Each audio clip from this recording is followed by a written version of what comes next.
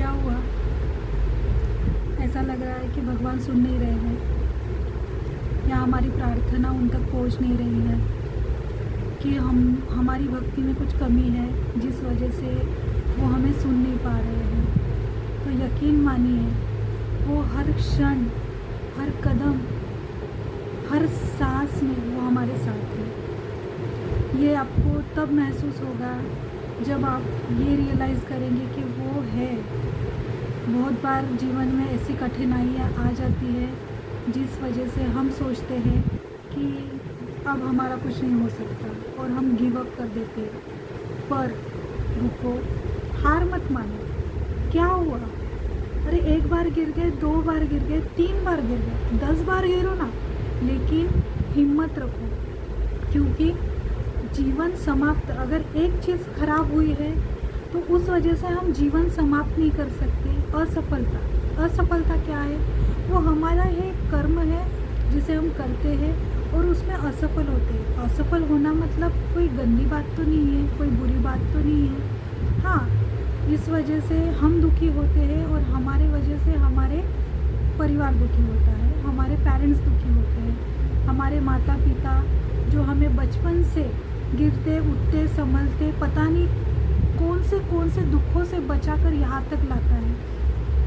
वो सोचते हैं कि हम क्या ऐसा करें हमारे बच्चों के लिए कि हमारे बच्चे सही मार्ग पर चले, सफल हो। एक माँ बाप चाहते हैं कि उनके बच्चे इस दुनिया में, माँ बाप के मतलब वो इतना सोचते हैं वो हमारे लिए कि हम शब्दों में बयां नहीं कर पाएंगे।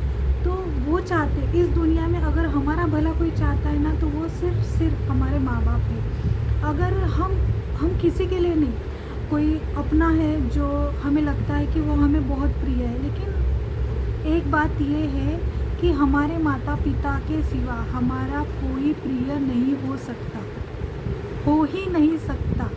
क्योंकि वो हमें जन्म देते हैं, हमारे जन्म से हमारी सुरक्षा करते हैं और वो हमें यहाँ तक लाते हैं। तो अगर हम जीवन में असफल हुए, अगर किसी परीक्षा में फेल हुए, तो इसका मतलब ये नहीं है कि इसके बाद हम पास नहीं होंगे। क्योंकि प्रकृति हमें कुछ सिखाना चाहती है। अगर हम नहीं सीखेंगे तो हम हमेशा गिरते रहेंगे। अगर एक बार हमने जो प्रकृति ने हमें जो सबक सिखाना है वो सिखा दिया, तो हम वो लेसन क्रैक करेंगे और जीवन में आगे बढ़ेंगे। जैसे कि बहुत लोग पढ़ाई करते हैं, पढ़ाई के बाद एग्ज़ाम देते हैं ताकि उन्हें एक सेटल होना होता है। तो सेटलमेंट के लिए वो देखते हैं कि प्राइवेट जॉब ना करते हुए हमें गवर्नमेंट जॉब देखना चाहिए, जहाँ पे दुनिया भर की बेनिफिट्स है। हाँ, ये है। और ऊपर से जो रिश्तेदार होते हैं हमारे, उनमें सबसे ज़्यादा मान अगर हमें मिलता है तो वो एक सरकारी नौकरी से ही मिलता है। तो हमें लगता है कि हमें सरकारी नौकरी करनी चाहिए, क्योंकि पर बेटा, सरकारी नौकरी करना है, ज़रूरी है, मिले, भगवान करे सबको मिले। पर जब हम वो एग्ज़ाम देते हैं और वहाँ पे हम बार बार फेल होते, इसके वजह से फेल नहीं होते कि हमारी पढ़ाई कम हो रही है या कुछ। और जिसकी पढ़ाई उसको पता है वो कितने गहरे गड्ढे में है, वो कितने गहरे पानी में है, वो उसको पता है। इसीलिए हम खुद को जानते हैं। हमारे माता पिता भी जब हमारे लिए सोचते हैं कि ये क्रैक कर लेगा, लेकिन हमें पता है क्योंकि हम पढ़ते हैं, हमें पता है कि हम कितना पढ़ रहे हैं, कितना मोबाइल देख रहे हैं, कितनी बाहर की दुनिया, हमारा दिमाग कहाँ घूम रहा है, तो वो हमें पता है। तो इस वजह से ये होता है कि हम बार असफल होते जाते हैं। और एक वक्त ऐसा आता है कि जब अपने माता पिता अपने तरफ जब एक उम्मीद से देखते हैं कि बेटा तुम्हारा हो जाएगा ना, तो तब हमको लगता है कि क्योंकि हमें पता होता है, हमारा जो इंट्यूशन है वो हमें पता लगा देता है कि हमारा क्या होने वाला है।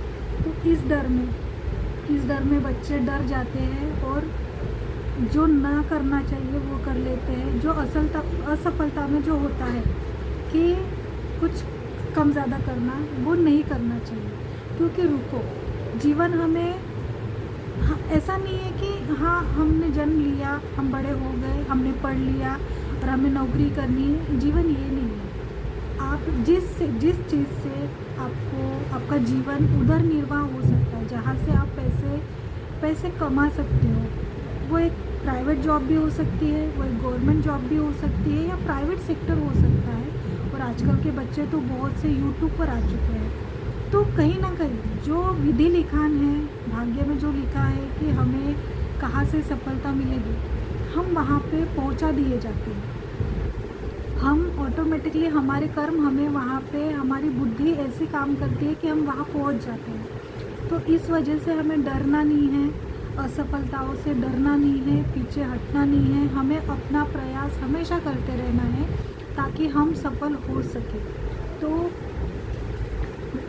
हर बच्चे को, हर स्त्री को, हर पुरुष को, हर लड़की को, जो मैरिड है, अनमैरिड है, जो बच्चियाँ भी पढ़ रही है, सीख रही है, तो वो यही बात समझनी चाहिए कि अगर एक बार अगर फेल हो गए, 10 बार फेल हो गए, लेकिन हमें उठना है, हमें अपना कर्म करते रहना है। और जो बच्चे करते हैं, वो मैं वर्ड यहाँ पे यूज़ करूँगी नहीं, क्योंकि ज़रूरी नहीं है कि हर कोई ऐसा सोचता हो, लेकिन हम जहाँ वहाँ देखते हैं, जैसे नीट के एग्ज़ाम में हम मोस्टली देखते हैं कि बच्चे क्या करते हैं, उन पे कितना प्रेशर है, उनके माता पिता को समाज का प्रेशर होता है, जिस वजह से वो बच्चों पर प्रेशर डालते हैं। पर सबसे ये विनती है कि प्लीज़ अपने जीवन से खिलवाड़ ना करें। अगर एक पॉइंट ऑफ व्यू में जाकर देखें तो हमें ये जो शरीर मिला है, ये बहुत जो 84 लाख योनि होती है, उससे गुज़रकर, उससे हमें यातना, जो दुख होते हैं कर्मों के हिसाब से, वो भोग कर हमें ये शरीर मिलता है। इस शरीर को हम, भगवान का ये दिया हुआ प्रसाद है, हम इसे ऐसे ही नष्ट नहीं कर सकते, कृपया समझिए। इसीलिए अपने शरीर, सबसे पहला अपना शरीर होता है, इसकी सेवा कीजिए। इसकी सेवा करना मतलब जो इसकी देखभाल कीजिए। हम गुस्से में कभी कभी क्या करते हैं कि हम खुद को नुकसान पहुंचाने की बहुत कोशिश करते हैं। कृपया प्लीज़ ऐसा ना करें। जब हमें भगवान प्रश्न पूछेंगे कि बेटा तुम्हें मैंने इतना सुंदर शरीर दिया था, जिससे तुम मेरा मनन चिंतन कर सकते थे, मेरा नाम ले सकते थे, मेरी प्रकट सेवा कर सकते थे, वो तुमने एक एग्ज़ाम के लिए, एक दर्द के लिए, एक दुख के लिए, एक अलग अलग रीज़न के वजह से तुमने उसे नष्ट किया। हम क्या मुंह दिखाएंगे? हम समाज ये तो है, लेकिन हम सबसे बड़ा हमारा परम पिता, हमारे भगवान है, जिसे हमें ये उत्तर देना है कि हमने तुम्हें इतना सुंदर शरीर दिया था, उसका तुमने क्या किया।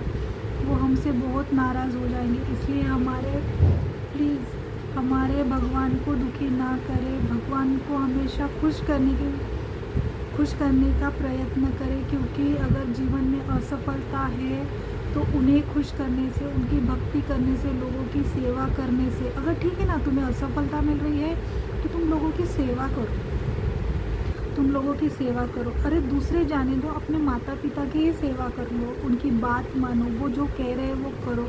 क्योंकि इस कलयुग में अगर हमारा कोई हित चिंतक है तो वो हमारे सिर्फ माता पिता है। कभी कभी भाई बहनों में भी स्वार्थ आ जाता है, लेकिन माँ का प्रेम, पिता का प्रेम इस दुनिया में उनकी जगह कोई नहीं ले सकता। इसे समझिए और हमेशा हमेशा उनका ध्यान रखिए। क्योंकि हमें हर बार जब हमें किसी की ज़रूरत होती है तो हमें कुछ भी, अगर चोट भी लग जाए ना, तो हमारे मुंह से पहला शब्द निकलता है माँ। वैसे ही हमें लगता है कि हमारे पिता कठोर है, लेकिन वो कठोर नहीं है, क्योंकि जनरेशन गैप है। उस वजह से हम सबसे ज़्यादा अपने माँ से कनेक्ट करते हैं। हमारी कुछ भी बात हम माँ को बताते हैं, हम अपने पिता के पास नहीं जाते। क्योंकि हमें डर लगता है, हमें डर लगता है कि वो हमें समझेंगे नहीं। लेकिन उनका दिल सबसे ज़्यादा मोम का होता है। अगर बच्चा इधर रो रहा हो ना, तो पिता वहाँ पे तड़प रहे होते हैं। तो इस बात को समझिए। जो आज की जेन ज़ी है, जो अभी 12 से लेके 17-18 साल तक है, तो वो बच्चे क्या करते हैं कि अपने माता पिता से बहुत सी बातें छुपाते हैं। सबको पता है कि वो क्या छुपाती है, क्या नहीं। तो इस बात का ध्यान रखिए। पेरेंट्स भी अपने बच्चों का ध्यान रखिए कि वो क्या कर रहा है, उन्हें चेक करते जाइए। प्रेशराइज़ की वजह से नहीं, पर जितना हो सके उन्हें देखते जाइए उनकी एक्टिविटी क्या है। इस वजह से हमें उनका माइंडसेट एक समझ में आ जाएगा कि वो क्या सोच रहे हैं।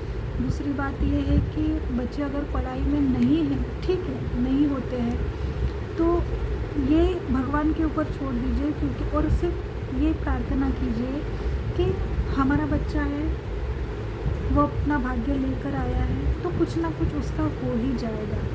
भगवान ने हमें ऐसे ही जन्म नहीं दिया है, पर हर इंसान का कुछ ना कुछ उद्देश्य होता है किसी का सेवा करने का। अगर हम लोगों की सेवा करें, अच्छी नीयत रखें, अच्छा कर्म करें, तो डेफिनेटली हमारा अच्छा होगा। इसीलिए इस बात का ध्यान रखें कि हम क्या कर रहे हैं, हमारी हर विचार पे ध्यान रखिए, हमारी एक्टिविटी पे ध्यान रखिए कि हम क्या कर रहे हैं। हमारी किसी कृति से, किसी कर्म से किसी का दिल अगर दुख रहा है, तो हम, कोई ज़रूरी नहीं है कि उस इंसान के आगे जाके हमको माफ़ी मांगनी है। हम मन में भी बोल सकते हैं कि हे भगवान, हमसे गलती हो गई, हमें माफ़ कर दो। अगर सच में पश्चाताप है तो भगवान आपको माफ़ कर देंगे, आप उस कर्म से रिलीज़ हो जाओगे। लेकिन अगर आप जानबूझते हुए किसी को बार बार हर्ट कर रहे हो, तो ये बहुत गलत है। आज ना कल, कल ना कल आपके प्रिय व्यक्ति जिसे आप सबसे ज़्यादा प्रेम करते हैं, वही आपको हर्ट करेगा। क्यों? क्योंकि अगर इस हाथ से दिया है तो इस हाथ से लौटाना पड़ेगा। तो ये ध्यान रखिए, हमेशा कर्मों का हिसाब रखिए कि हमसे क्या कर्म बन रहे हैं, हमेशा ध्यान रखिए और भगवान की शरण में रहिए। सबको नमस्ते।